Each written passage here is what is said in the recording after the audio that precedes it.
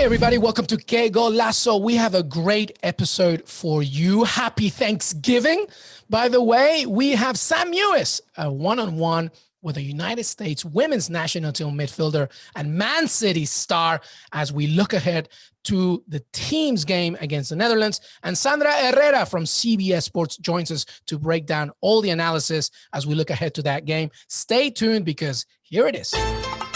Hey everybody, welcome to Que Golazo CBS Sports Digital. It's a pleasure to welcome Sam Mewis to the show, the midfield star and World Cup champion for the United States women's national team, as well as FA Cup winner with Man City, who she recently joined this past summer. Now the U.S. returns to action this week for a tasty matchup against the Netherlands. It's a repeat of last year's World Cup final, and it's the first game for the squad since winning She Believes Cup after beating Japan 3-1 back in March.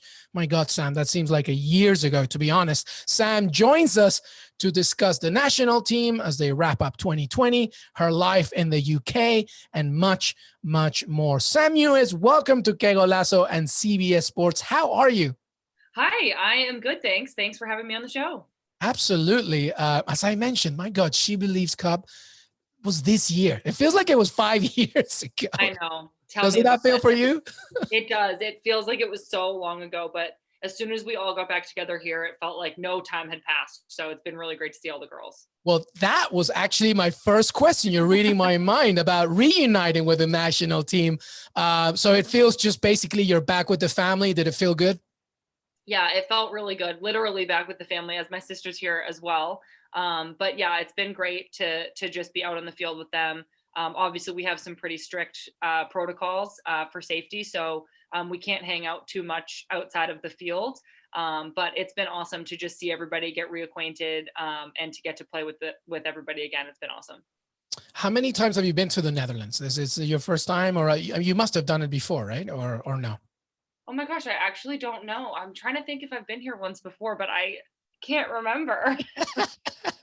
This might be my first time. I guess I don't really know. Well, I'm sure the Netherlands really appreciates that, Sam, that you Oh my remember. gosh, yeah, you know what? I feel like maybe I've been to Amsterdam once, but I can't really recall. It was a momentous occasion then. Apparently it was. I'll have to look into that. Let's move on, Sam, before you get into more trouble with Amsterdam. There's a good mix of NWSL talent and European-based Americans, of course, including you, of course. How has the energy and cohesion been since you joined in camp? Yeah, it's been great. I mean, I think that the one thing about this team is that we're all so proud to be representing this group, and that when you come here, there's just really high standards, and we all kind of understand what's expected of us and what we need to bring. So I think that gelling back together is when we're all starting from that same page, it's usually pretty seamless. And I think that just continuing some relationships we've had before, but also welcoming in a lot of new young faces that are just really excited to be here has been a lot of fun. I feel like for the first time, I feel like I'm on kind of the older end. So I see all the young girls and I'm just so excited for them. So it's been really fun and great to just be back out on the field playing with some familiar faces again. So we'll get into the game and looking ahead, of course, but I'm really interested to know this because aside from being champions and such a incredible squad, there's a lot of personalities there, right? Is there anybody who's who's the loudest? Who's the one that's just calm down for a second? Is there anybody out there specifically, or is it just everybody? Because there's so much confidence, right? I'm so interested in personalities in this dynamic. Yeah.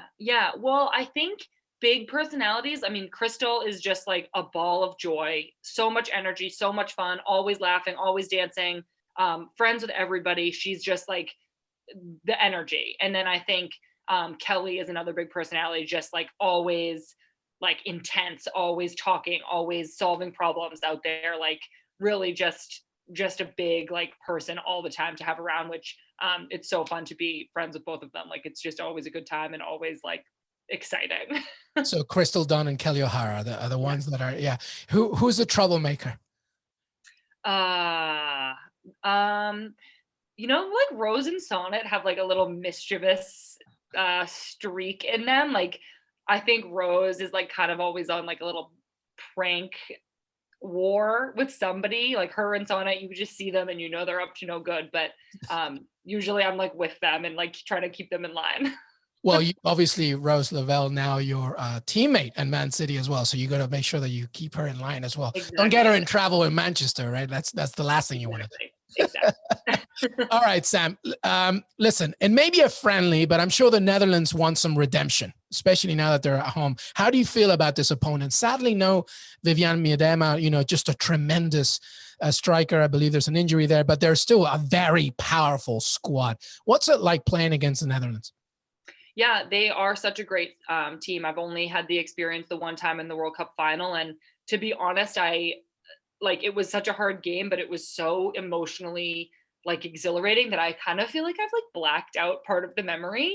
Like I just genuinely like don't really know what happened. So obviously we've been preparing this week and talking about their tactics again and just definitely getting prepared because we know they're going to be a really tough opponent. So we're excited for the challenge. And I think that anytime you get to play a top team like this, it asks a lot from you. So I know that that's what this team really like lives on and thrives on is being challenged, being asked to perform at our best. And we know that the Netherlands is going to demand that from us. So we're really looking forward to the game. How are you getting more used now to Vlatko Andonovski's style, strategy? How's that going? Yeah, it's great. I love Vlatko's style. I think he's been it's been seamless having him come in, and obviously the team has gotten some good results with him and he's off to a great start. So just really honored to continue to be selected with him. And I know that he has big aspirations for this group, and we have a lot of meetings and we talk a lot during the session. So I feel like I'm really learning a lot from him and have a lot more to learn. So I'm really excited to hopefully continue working with him. Sam, let's talk about your year for a second, specifically you. It's been kind of crazy, right? Moving to another country as you join Man City, but also, as all of us are dealing with the issues of everyday life as COVID continues. How has it been for you? It's been a lot. A lot has gone on. I asked this of my guests, but I feel like you specifically, just so much has happened. How has it been for you? Yeah, there's been like some ups and downs. I think that overall really positive. I was fortunate to be in North Carolina when this all started, and I got to live with Lane Williams and train with her, but then my husband also had come down. We got a puppy. So my quarantine was like kind of exciting at times. Like I think obviously getting the dog and then having my husband and my best friend to live with was like kind of like a dream situation. But there was definitely challenges. I think just the uncertainty of were we going to play? Was there going to be any games? I was really proud of the NWSL for pulling off the Challenge Cup the way that they did. And I think it went so well, not so much for my team in our results, but I think for the league to pull that off in such an uncertain and crazy time was really impressive. And then, deciding to go to Manchester and to just kind of take that opportunity and say, this is something I've always wanted to experience, and now seems like a really good time. Just knowing that I would get in a lot of guaranteed games, and it has been really great. And then luckily my husband and dog were able to come too, and Rose came too. So I feel like I'm kind of back in this. I'm really fortunate to have had the opportunity and to be surrounded by people and my puppy that I love. So definitely been a wild year, but I feel like I've been really fortunate with the opportunities and experiences that I have had. Yeah, and Tobin and Kristen is also there. It's just quite a little and Zach Steffen, of course, as well from the male side. It's quite growing. What's your puppy's name, by the way?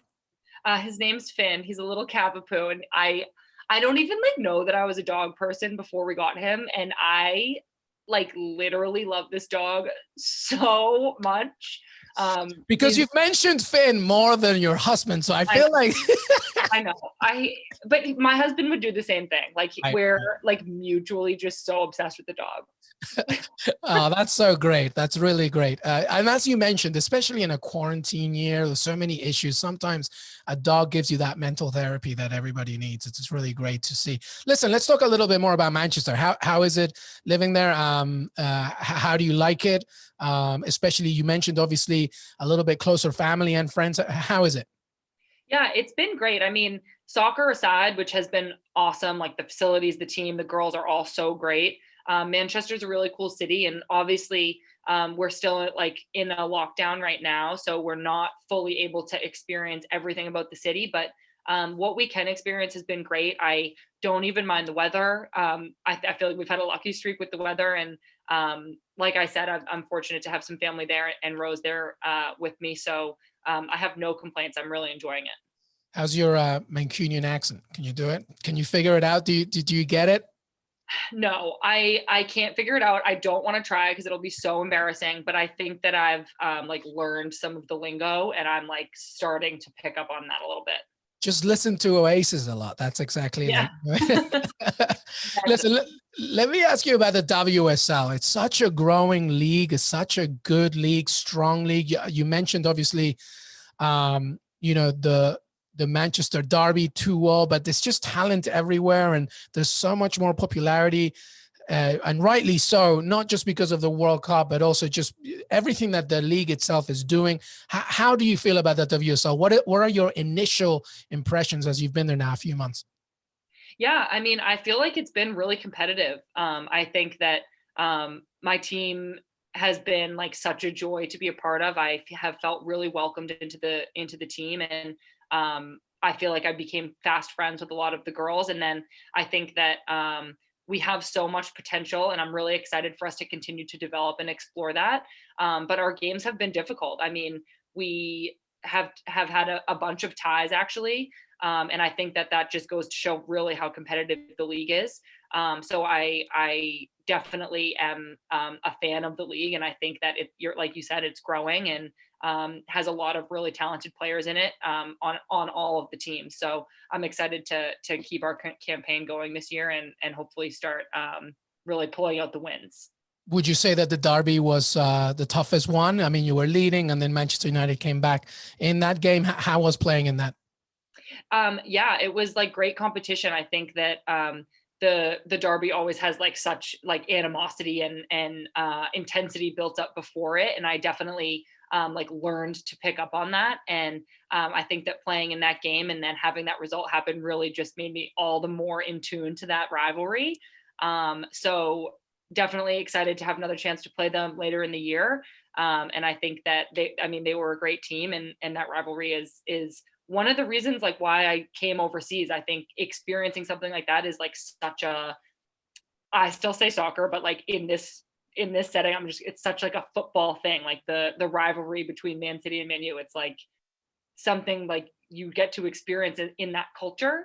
So it was really cool for me to get to play in that game. Are you watching out on saying soccer a lot? Do they get it? Do they get mad if you say it, or do your teammates just let it go? Well, no, I mean, like I don't want to like I don't know, like become like English. Like I'm not English, like I'm American. We call it soccer, but I do think sometimes that they'll just be like, oh, just call it like it's not soccer. And I'm like, oh, well.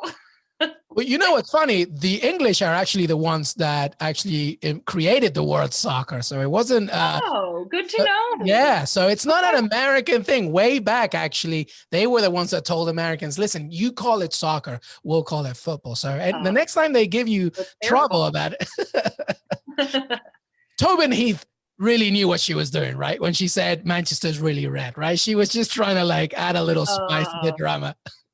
That's what she's like, right?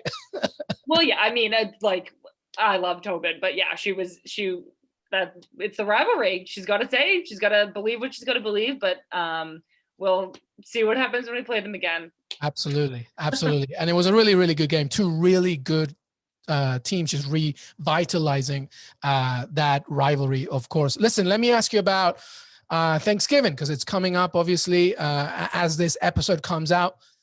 It'll probably be on the day of Thanksgiving because the game is the day after. Are you planning to celebrate it after the match? At home, obviously, practicing social distancing and quarantining?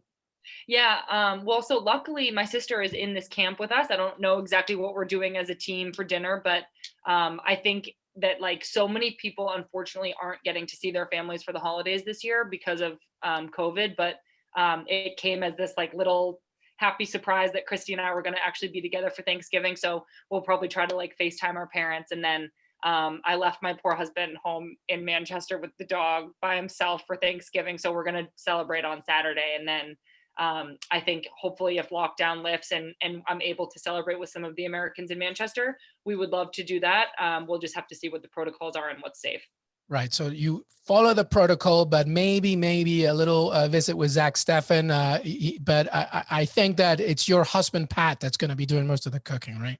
Exactly. Yeah. Pat is definitely the chef of the family.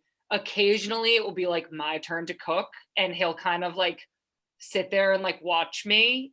And then he'll just be like I would do it this way. And then he'll just kind of take over. And I like secretly am so happy. And I go sit down and like watch TV and let him do it. So you do it wrong on purpose, so Pat just takes over, or you just do it wrong? Well, I just don't like have the knack. Like I just don't have like Pat calls it like the touch. Like I just don't have it. So luckily I married somebody who does, and he actually makes really good food. Rose will eat dinner with us sometimes, and me and Rose are always raving about the food. So he's a really good cook. How bad are you though, Sam? Like you can't boil an egg, or like you can't? No. I can like cook anything. Like I can cook the basics. I could cook it. Okay. It's just not going to be that good in comparison to someone who's like a really good cook. Right. Like I'll make anything, but it's going to just be like a little bit lackluster. Yeah. Okay. That's fine. Because if you have somebody in the family that's much better, might as well let them do it. Right. Exactly. That's what I do at home. I'm the cook here. Yeah. I'm sure my wife will probably listen to this and really argue that, but. But you know what? I am much better at cleaning. I'm going to make him listen to this podcast now. And I am like, he's a great cook, but like he's messy, and it's hand in hand. You can't have it all. Yeah. You got to 50-50 that then. Yeah. You got to make sure that you share. Sam, what do you like to do when you're not training, when you're not practicing? Is there anything that you do a lot of? Like, do you love watching TV shows? Like, is there a hobby that you like? Yeah. Well, you said it for me. I like love watching TV. I know that's so lame, but I'm like, I love when I'm binging a good show and just like can't wait to go back and watch it. But same with a book. There's like nothing better than when you're reading a good book and you like can't wait to go read it. What show are you into right now? Well, I've been watching Modern Family. I've seen it all the way through, but I kind of am like watching it through again just because it's so funny. And I'm trying to think if I have anything else going on. I don't think so. Modern Family, like the first few seasons are incredible. Yeah. And then it kind of loses a little bit, but the first few seasons are some of the best television ever, right? I know. They're so good. That is great. Okay, last question, Sam, before we let you go. What do you think 2021 will bring for you on the U.S. national team as you continue to develop? Is there a specific objective that you all have, obviously aside from the obvious, but when you look at this team, sometimes you think, how can you get better? But I feel like as athletes, as competitors, you obviously think that. Do you have any specific objectives for yourself and the squad? Well, I mean, for myself, I obviously know that the Olympics isn't guaranteed. I'm very hopeful that it will happen, and I'm planning on it happening. And I just really want to make that roster. I think at the last Olympics, I came pretty close to making it, but what ended up going as an alternate. And that's kind of like been on my shoulders for the past couple of years. So it would be a huge personal accomplishment for me to make that roster. And ultimately, I think the team wants to go and put in a good showing and win, of course. So we have a lot of work to do between now and then. And of course, only if it's safe to have the tournament. But that's where my hopes are, and just continuing to develop as a player. I feel like I have a lot of room to grow, and I'm just excited for the opportunity to keep playing and hopefully continue earning call-ups to the national team. Well, let's hope to keep seeing Sam Mewis in the national team and at the Olympics and more with Manchester City. Sam Mewis, midfielder, World Cup champion, Manchester City FA Cup winner. Thank you so much for joining us. Thank you. Thanks for having me.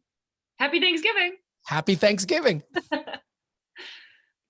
Excellent, Sam. Thank you so much. That was excellent. Sure. No problem. This comes out Thanksgiving, I think, actually. So we'll tag you. I'll just add you on Instagram right now. So I'll DM it to you. You can do whatever you want with it. But this was really great. Really appreciate it. Cool. Yeah, no problem. Thank you so much. Listen, good luck and hope you have a great rest of the year. Thank you. I appreciate it. All right. Take care. Bye. Welcome back, everybody, to Que Golazo. We just talked to Sam Mewis, Man City and United States women's national team star. And we have now insider, writer, expert, mi hermana, Sandra Herrera from CBS Sports, all about the U.S. But you know what? I'm very excited because this is Sandra's first time, her debut in Que Golazo. Sandra, how are you, sister? I'm so good. Thanks for having me onto the show, Mano. I appreciate you and all your work as always. I'm excited to chat some women's soccer with you. Absolutely. Like you said, listen, we were like slacking everybody about this episode. And because this comes out on Thanksgiving, Sandra, what'd you say? I said Thanksgiving is for the birds, bro. Let's do it. I love it. I love it. All right, let's get straight to it. The U.S. wrap up 2020 as they face the Netherlands. It's the rematch of the World Cup final in 2019. First of all, Sandra, when you're looking at the squad, and even though it's a friendly, it's a good way, I guess, to see how the team will do against a pretty good start, even without Vivian Miedema obviously out through injury. How do you see this game? What do you want to see from this game as they play the Netherlands? Oh my God, not to sound just so basic and simplistic, but I'm just excited to see the United States women's national team just get back out there on the pitch. I mean, we're talking about the top ranked women's national team in the world. You know, United States women's national team is the powerhouse. They're the team constantly that everybody's chasing every year. And, 2020 has impacted everything, on a global scale and within the sports world, especially. We're talking about a team, that is used to having fixtures nearly every international window that is available, having camps that go along with those fixtures, a team that spends time with each other. And this is going to be their first match, in 9 months or so. We're talking since like March when the She Believes Cup ended. So just being able to see this team get a fixture, close out their calendar year, get back to that. I think it was probably just so important for them to try to figure out a way to make that happen, even if it was going to be something like just a camp to get them all together one final time to close out the year. But the importance of just getting that final game as 2021 approaches, with still a little bit of question marks, right, around the Olympics. Yes, they were postponed for 2021, but there's still all this uncertainty kind of leaning in the air. And a new head coach, first year head coach in Vlatko Andonovski, it was so important to, I think, really try to end this year with some type of game or some type of intense camp together. I've been thinking a little bit about whether or not, what would have happened if they weren't able to get a fixture. We're seeing the national team in England, they're splitting in two and they're going head to head against each other. And we hear so much about all the competitive aspects coming out of these national team camps, especially with the United States women's national team. So they maybe could have got away with something like that. But I think getting another game against Netherlands is going to be so important, even if they are missing a player like Miedema, and having some players get some time in, someone like Julie Ertz, Crystal Dunn, players that really we haven't been able to see in a national team scale since the end of Challenge Cup, this summer. It's going to be huge for them.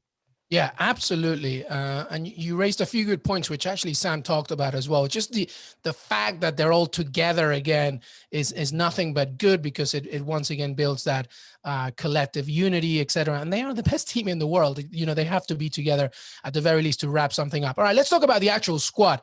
A pretty good combination between NWSL talent and Europe-based talent. Is there anybody in particular that you're keeping your eye on as we look to this game? I think there's going to be an eye on the players that are currently playing in Europe right now. Part of a big spotlight on this camp and this game coming up is the fact that it was going to be taking place in Europe, right? And U.S. Soccer and the women's team had a small camp, just past fall series in October, where we saw a lot of NWSL talent, a lot of players who had impressive Challenge Cups and fall series matches kind of get the nod, right, and come in and get into a camp. But within that, there was also the elimination and missing some really, really big names that are playing overseas, whether it is in WSL or in Sweden. So having this camp in Europe, I think, has provided the opportunity to kind of bring all those things together. So I would love to, I'm excited for a player like Christy Mewis, someone who has sort of always kind of been in the larger pool of U.S. soccer, but really kind of utilizing her club play to kind of get recognition again. And having a coach like Vlatko Andonovski, who has that NWL experience and knows and understands the importance of domestic club play, and to be able to take a look at players in a broader lens and be able to pinpoint and say, this player can bring A, B, C, or D into these type of national teams camps is so important to have. So it's great to have a coach to look through that type of lens and see those type of performances and then kind of get her into the mix, even if it is just for this final fixture of the calendar year as they go into 2021. And then for the European players, players like Alex Morgan, who are working back from pregnancy, after having baby girl Charlie, players like Heath and Press, who are literally putting Manchester United women on the map. I mean, this is a club that has only been around for a few years, and they're already making so much noise in WSL, with the experience that these two particular players are bringing. So I think we're going to be looking for maybe somebody like Mewis and maybe some of these players who have been getting a lot of minutes in England. Yeah, absolutely. And it's a good thing you mentioned Christy Mewis, because, Sam talked about just, having her sister there. It feels good, and it's a good opportunity, of course. And a perfect segue to my other question, which is about WSL. We've talked a lot about Serginho Dest in Barcelona and Pulisic at Chelsea, and it's great to see American talent big clubs. But, the WSL, Kristen Press, Tobin Heath, Alex Morgan, Sam Mewis, Rose Lavelle. I mean, the fact that, and we've talked to a few people about this, how the WSL is always a good league, it's growing, but just now the American influence, as you mentioned, just putting certain teams on the map. How do you feel about the WSL as it stands, and with all this American talent coming in? It can't be anything but good news. You hear a lot about the crossover between, NWSL and WSL. How it's kind of been a little minimal, I think, in recent years. We've only seen a handful of players making those jumps within both leagues, whether it has been somebody in the past, like, even with going back to Crystal Dunn when she was playing with Chelsea a few years back, to now, to having these players playing for Manchester United or Man City. And, even within NWSL, having somebody like a Jodie Taylor, getting her feet into NWSL with OL Reign. And you hear a lot about, these players are asked about it constantly, right? And they always are kind of on brand and saying the same thing, but that's only because it's true.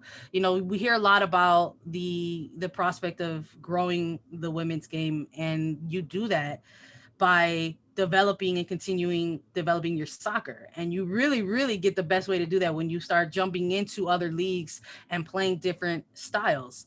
And I think what we're watching right now, in particular with Sam Mewis, is incredibly, incredibly special. We're watching a player who really has just been elite in NWSL, like American domestic club soccer, who is coming off of a World Cup championship.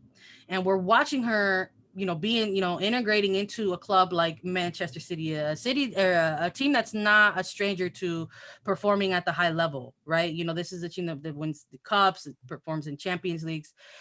And it's almost, we're watching her, and they're almost looking not so much like a brand new team, but you could tell like they're looking like a team with an added element with somebody like Sam Mewis. And she sticks out, not just because she's like almost 6 feet tall, right? You're looking at this pitch and you can point at it and you go, oh, there she goes. But what she's bringing to this team, the ability to break down plays for, with the defense, the ability to build up play with the offense is just, it's almost looking, near flawless. You don't ever want to maybe, could be one of those people who like goes into with too much praise of a player, but it's difficult, in this time to look at some of the soccer that we're watching and look at somebody like Sam Mewis and not be able to immediately recognize what she's bringing to the pitch. So it's hard to believe that a player like that, who was already playing so well, is eventually going to perhaps make her way back to the American domestic league and somehow be even better than she was before. Yeah, absolutely. And it's probably like a good thing for the opponents as well, because you would think that now they have a closer look at what American talent is all about. And so European-based nations are probably thinking, oh my God, we knew they were good. They're the world champions, but now we're seeing it day in and day out in training, etc. Let's finish off, Sandra, with 2021. Your biggest objective for this team. I'm sure it's an obvious answer, but maybe not. What is the one thing that you want to see, especially as Vlatko Andonovski obviously is still early in his tenure? What do you want to see from this team as we look ahead for the next 12 months? You know, I think it's important for this team to, especially coming off of this year that they just had. I think in a normal cycle, when you're coming off of the World Cup that they had going into an Olympics, as a head coach, you're probably tasked with you already got to make a smaller roster, right? Compared to the World Cup.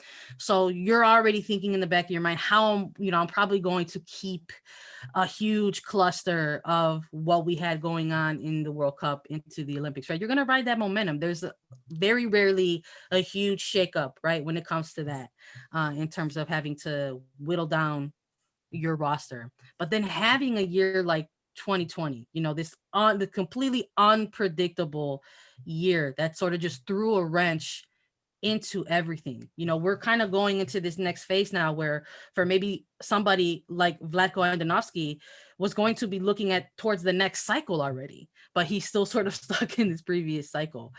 So I think it's important how he has been tinkering just a little bit with getting additional looks at extra players. He's already sort of widened the pool just a little bit while making sure he's still keeping a lot of that 2019 roster intact. So I think to close out this year, I think it's important that they're getting this fixture. I wouldn't be surprised if we're probably going to continue to see this particular 23 more or less, maybe expanding to 26 or so with a couple other players coming in and out, depending on trying to get new looks or, God forbid, knock on wood, injuries. Ahead of what could potentially be the 2021 Olympics. I think they're going to want to try to keep as much cohesiveness as possible, try to keep as much familiarity as possible before really maybe kind of ripping the Band-Aid off a little bit and then trying to, build things up again for the next cycle. Sandra Herrera, CBS Sports insider and writer. Such a pleasure to have you on your first, but not last, I promise, not last appearance for Que Golazo. Thank you so much for joining us. I love it. Thank you. Can't wait to be back. I want to thank Sam Mewis and Sandra Herrera for joining me today. Make sure that you stay tuned to Que Golazo podcast. We have so much more content coming your way. Happy Thanksgiving. Get in on that turkey, mashed potatoes, green beans, and a lot of soccer. Have a great day.